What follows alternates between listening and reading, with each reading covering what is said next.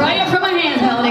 No, I saw this woman, she came to me, she came thirsty, and she came ready, and she came fully lit, and I was like, whoa, I gotta make some space for her in front of my mic, because she's got it going on, and I wanna hear what she has to say. So I'm so very grateful that just 4 months ago, Miss Melody Eve walked into this church and has been lighting it up ever since. Please give it up for Melody Eve.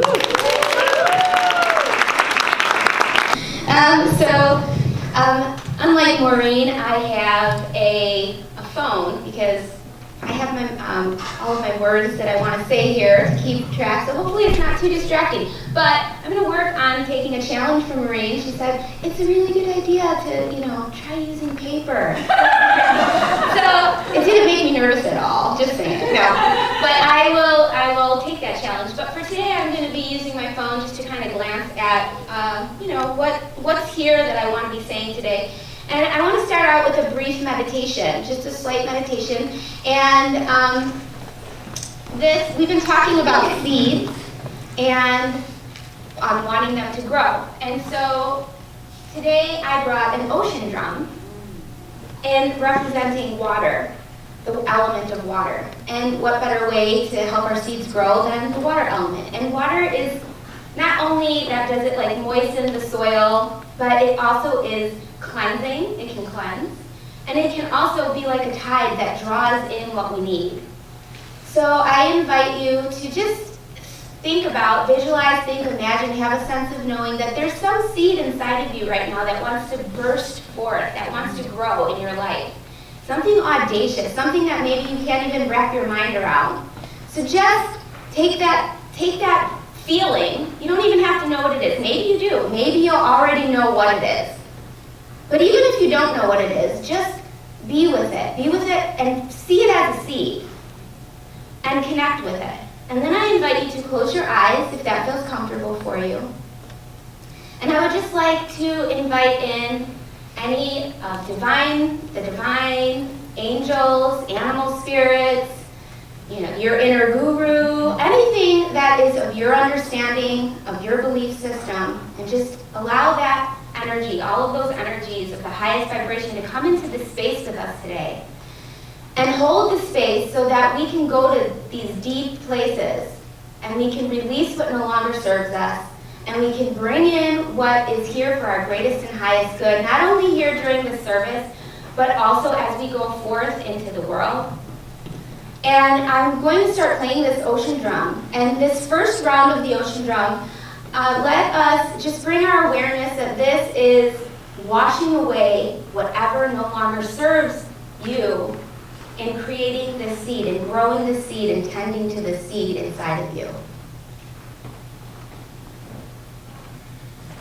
Your eyes closed still. I invite you to switch gears and bring your focus and your awareness to allow and give yourself permission to see and feel and experience the things that are for your greatest and highest good. What are those things that you need to be able to tend to this seed?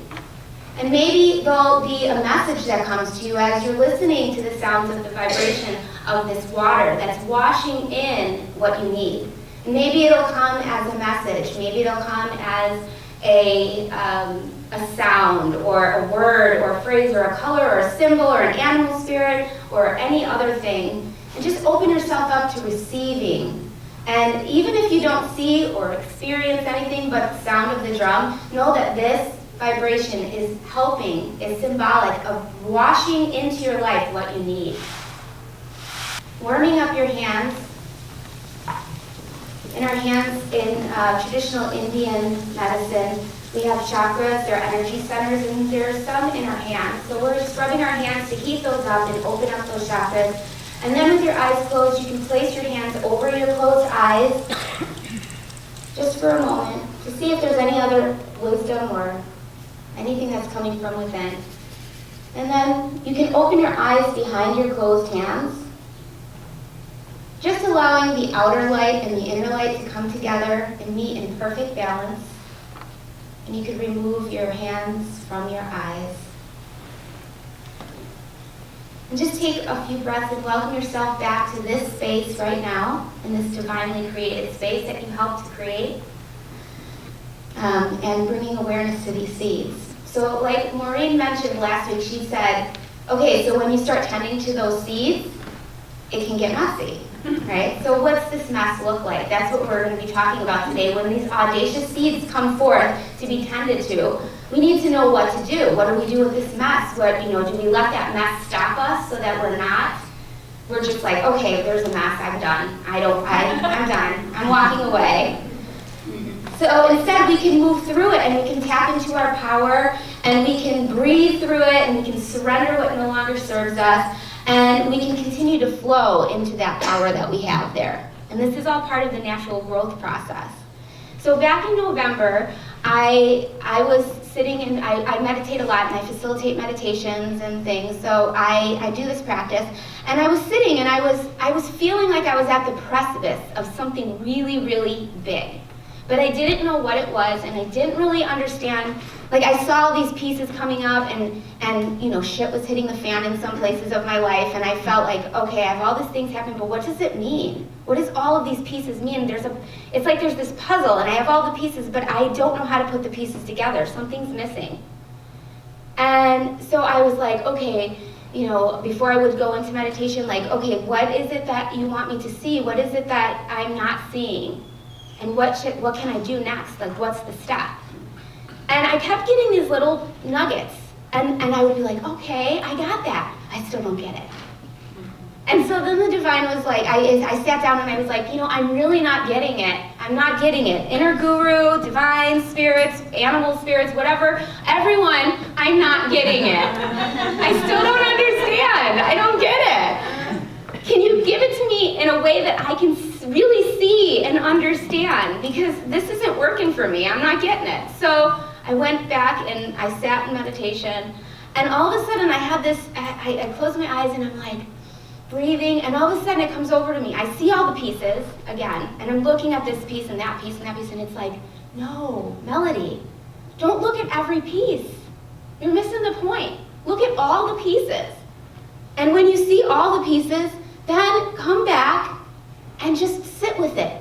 Feel what those pieces feel like. Don't stop thinking so much. You're thinking, you're overthinking, you're analyzing too much. Get out of your head. Just sit with it and feel it. Feel what it feels like. And I'm like, oh, okay. So I'm feeling, and all of a sudden, this little feeling pops up, and it's this feeling that I had when I went to this Qigong workshop like years ago. It was a 4-day weekend workshop, and it was really powerful. It was life transformational. I got these tools and I brought them into my life, and I started implementing them. I'm like, oh, I get it. Now I have some directions. So then I decided, okay, I'm going to consult this other guru, and you probably all know him, the Google guru. He knows everything. He really does everything. So I go to Google and I type in and I say, upcoming retreats, classes, trainings. Click the button. And then I stop and I go, okay, so I'm here, I'm at this point, I'm at this step I've been guided to. Now what? Help me again, because you know how I am. I don't get it sometimes. So help me to see exactly what I need to see. And then what should I do? Like, what's the next step? So I'm scrolling, and then something catches my eye. So I click on it, and I'm reading through it, and it's like this electricity just went through my body. Has anyone ever had that? Like, where it's just like something comes up, and it's just like, whoa, like it hits you, it strikes you, it excites you, it warms you up, it's so exciting. And so I have this feeling come over me, and I'm reading, and it's this Kundalini yoga teacher training for a month in Rishikesh, India. And I'm like, oh my gosh, I know, without a doubt, I know this is it, this is the step, this is the seed, this seed is the one that's coming up for me to tend to it. It's like, here I am, tend to me now. And I gotta be honest with you, I looked at it and I did feel that excitement, and I knew for sure this was it. Like the divine made sure that I knew, and I picked up on those vibes. And I was like, I'm scared. I'm totally scared to death here. I don't know. So this brings me to this quote that It's from The Labyrinth. Have you all seen this movie from the 80s with David Bowie, The Labyrinth? If you didn't, it's a really cheesy movie, but it's awesome, and it has like this underlying message. But the quote from the movie is, "Through dangers untold and hardships unnumbered, I have fought my way here to the castle beyond the Goblin City to take back the child that you have stolen from me. For my will is as strong as yours, and my kingdom is great. You have no power over me." I not only love this quote, and I feel like it's so powerful, but this is the perfect quote to have this deep conversation about moving through and connecting and tending to these audacious seeds. Because after the awareness of India coming up as being that seed that wanted to be tended to, this is what my dangers untold sounded like. I'm a mom, and I can't just go on a month-long pilgrimage. Like, no. And I'm not going to have any support to do this. How am I going to take off work for a month? That's not going to happen. And where's the money coming from? If I do take off work, I'm having to take off a unpaid leave. Like, what the heck? This can't be right. But if we get stuck in this space right there, guess what happens? That seed gets cut off right there. That's it. It's done. Because that seed doesn't have any soil anymore. It doesn't have any water, it doesn't have any sunshine, it doesn't have any love, it doesn't even have any space to grow. And by the way, in order for anything to manifest in our life, we need all of those elements. And good thing that we have all those elements right inside of ourselves. In traditional in Chinese medicine, they talk about it, but in traditional Indian medicine, they talk about these elements, and they're called the chakra system. And in the chakra system, like I mentioned earlier, they're energy centers that are in our body, and there's 7 main ones. And the first 5, the first one is earth, soil. This is our community, our family, the connection. This is also where we can draw power from and support. But it's also where fear resides. Fear resides here. This is where our sense of security is. And then the second chakra is water, the element of water. And water is connected to our desires. It's we're moving past the fear of, and the community, like we're still connected to the community. But when we step into the second chakra, that's like becoming the master of ourself, where we have to see where we begin and where we end, and where the community ends and begins, and see where the boundaries are. And becoming that master of ourselves and being able to add that water in there and clear away what doesn't serve us from our community or from our upbringing or from our family, and then see what's being drawn in to ourselves to be used.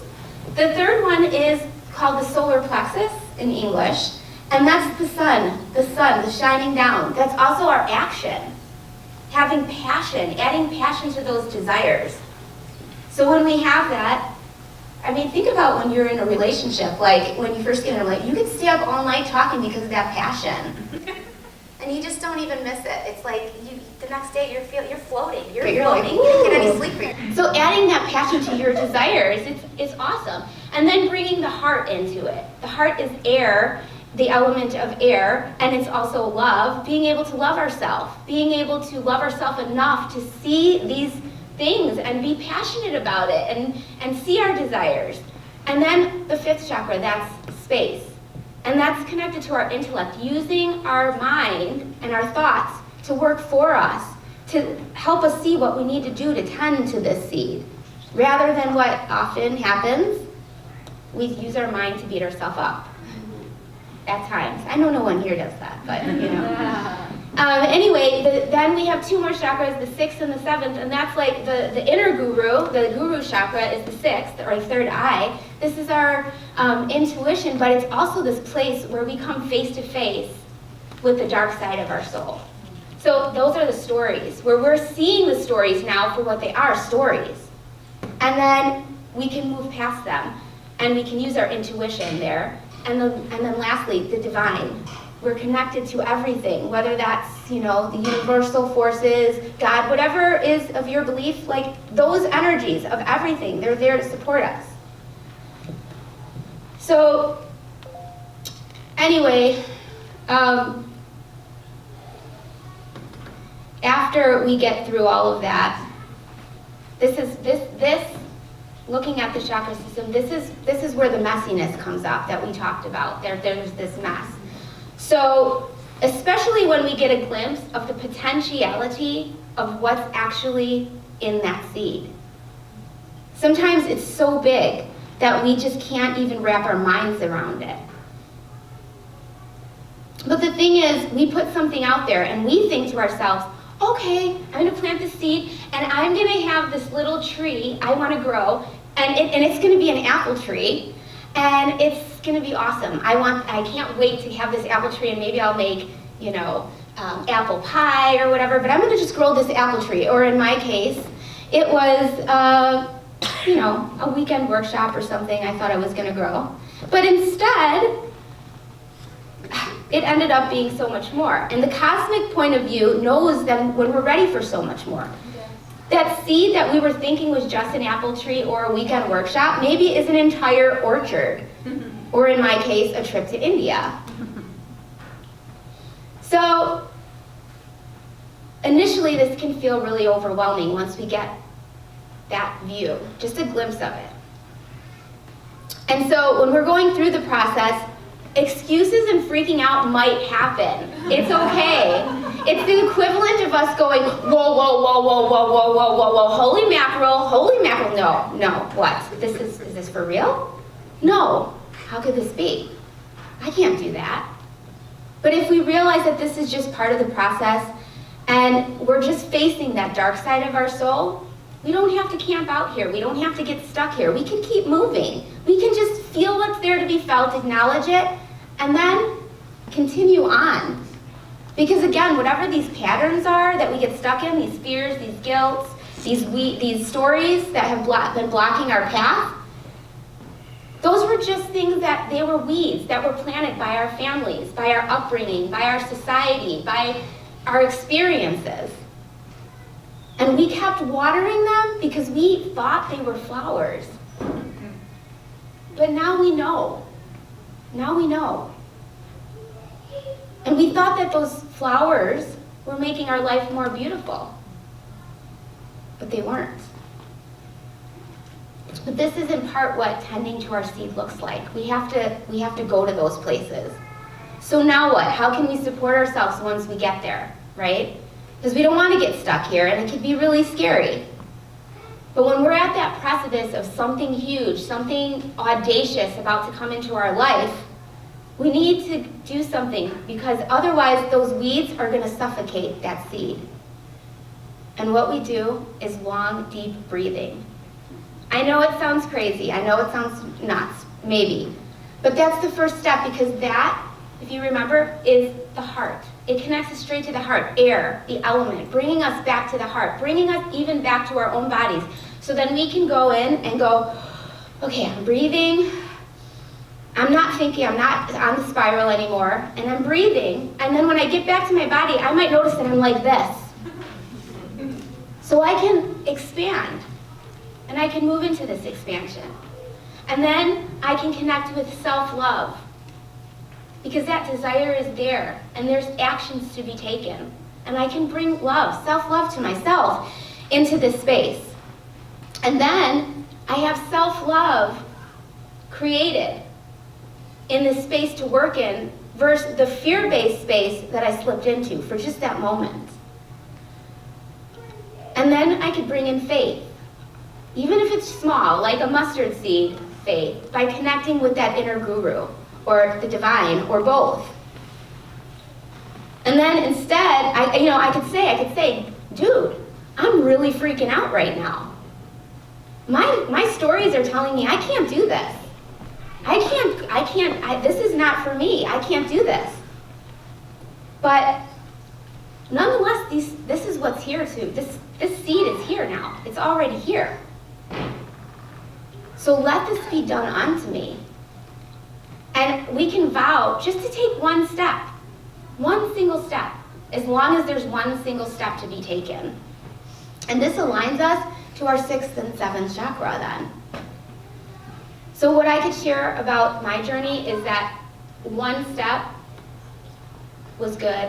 One step was good, but if I started thinking about too many steps ahead, I would get totally overwhelmed.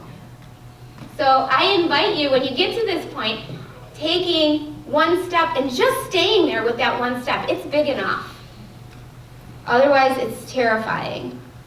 So as these dangers untold and hardships unnumbered keep on coming, sometimes it turns into outer stories and outer challenges that come up.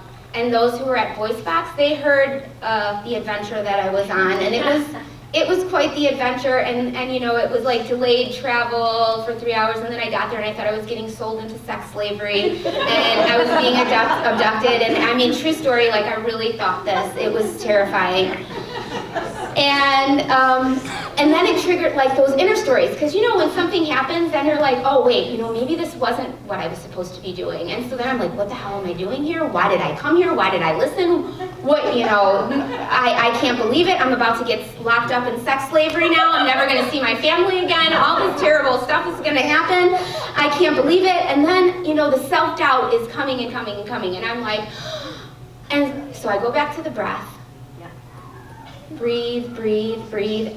You know, and I just realized, okay, I'm in that step. I'm in that, whoa, whoa, whoa, whoa, whoa, whoa, this can't be happening. I'm back there again.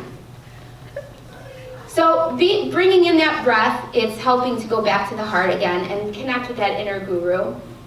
And there's strength in numbers.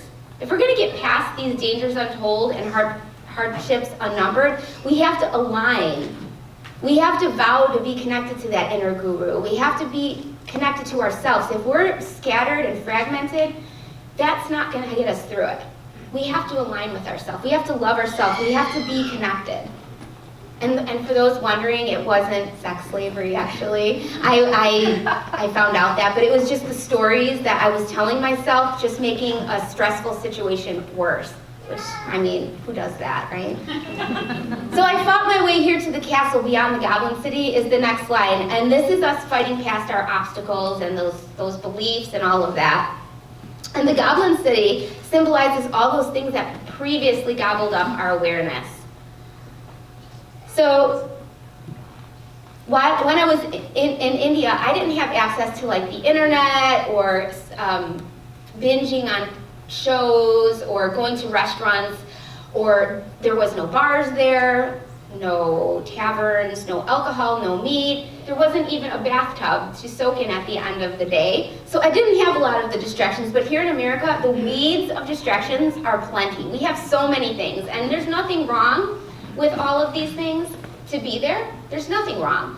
But if we do so with awareness, it's fine. If we don't, those weeds will just keep growing, and all of a sudden that action from the third chakra, it's not happening anymore. So my presence was gifted a workout there in India, and there were monkeys and there were bulls, and the monkeys would attack you if you weren't paying attention. The bulls would be like, and then you would run for your life because they'd chase you. And if you were walking and you weren't paying attention because you were thinking about something else or you were distracted, it wouldn't be uncommon to find yourself blindly stepping and finding a flip-flop foot of shit, like of all the animals. It was terrible. It was just terrible. So why am I bringing this up? We don't have those things here, right? But we already have those things in our lives. We just don't have them in the way that you think. Maybe it's that we get chased, or we feel like we're always on the run. We're running and running and running and running. Maybe that, you know, we're being attacked or bullied by our inner thoughts or by someone in our life. Maybe we're getting caught up in shit we don't want to be caught up in. We don't know how to get rid of it. These are basically the same things I dealt with over there, only this is the American version. And each time these experiences arise, it wakes us up. It's there, it's an invitation, like, wake up, bring your awareness in, bring your action in, bring your presence in. And then we can get back to tending to that seed. And then the quote goes, to take back the child you have stolen. This is us realizing how important our child is inside of us. this child. It's totally connected to our desires, our passions, our gifts. And the divine uses our gifts to work through us and uses our passions and uses. And I go out and I go to get the thing, I skip the class, and it felt so good just to honor myself that way. So the day came for the Dalai Lama to speak, and I was like, yes, I'm gonna go, and he canceled. And I was like, what the hell? I did it, like I listened to myself, I honored myself, I freaking spent the money, I missed class, why? And I was so sad and I was so disappointed, and I actually felt really embarrassed because I skipped class, I missed class, and now the stories are going. But I breathed, I did this process, and then I went back to the guru and inside and the divine, and I'm like, okay, well now what? Now what do I do? That's not happening, and I don't want to go to the stupid yoga festival if he's not going to be there, and I spent the money. So I heard the action plan, and it was, go get a refund. And I thought, like, I'm not going to be able to get a refund. I'm in India. Nothing happens here. Nothing works out here. It's not like you can just go get a refund. But I went anyway. I was like, okay, I'll listen. Fine. I listened when you told me to get the stupid ticket. And now. So anyway, I go and I get there and I ask them and I actually got a refund. All of my money was refunded, and I couldn't believe it. I was like, whoa. I'm like, okay, so now what? So I was led to this other across town, and I came across this music store. And in the music store, I was like looking around, and I was literally like a kid in a candy store. And I'm looking at the instruments, and these two instruments are like,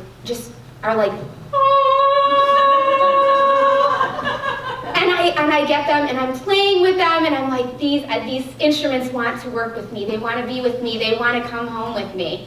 And I asked how much they are, and they were, for both of them, they were a little less than the ticket was for the Dalai Lama. And so I was so excited. I was like, okay, yes, I'll take those. They're coming home with me. I'm so excited. I can't believe that I got these instruments. And I guess I needed to have those instruments more than I needed to sit at the feet of the Dalai Lama. And I needed to have a chance to be my own guru and to be connected with the divine in that way, to just follow the guidance and keep moving.